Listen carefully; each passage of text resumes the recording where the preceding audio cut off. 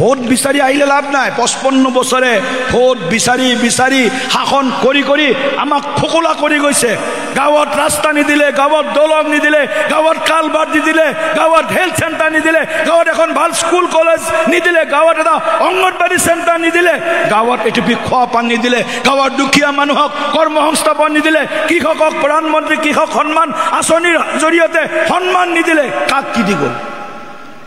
এটা ইন্দিৰা আৱাস যোজনাৰ নামত কংগ্ৰেছৰ দিনত ৭৫,০০০ টকা আহিছিল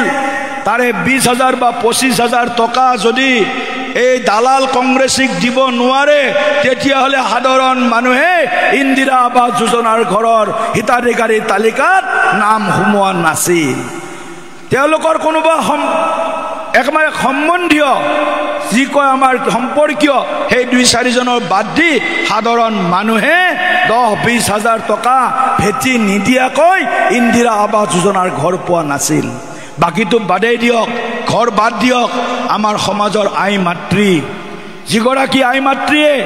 বিধৱা হৈছে স্বামী হৰা হৈছে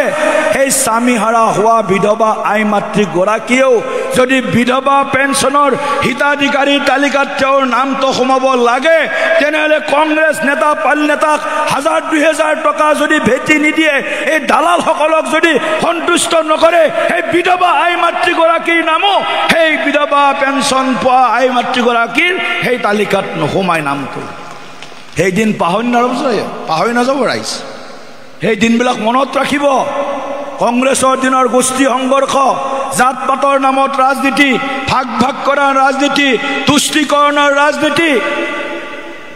কংগ্ৰেছৰ তুষ্টিকৰণৰ ৰাজনীতিৰ বিপৰীতে নৰেন্দ্ৰ মোদী ডাঙৰীয়াই ৰাজনীতি কৰিছে বিকাশৰ ৰাজনীতি কংগ্ৰেছৰ দিনত কেৱল বিনাশ বিনাশ বিনাশ বিজেপিৰ দিনত কেৱল বিকাশ বিকাশ আৰু বিকাশ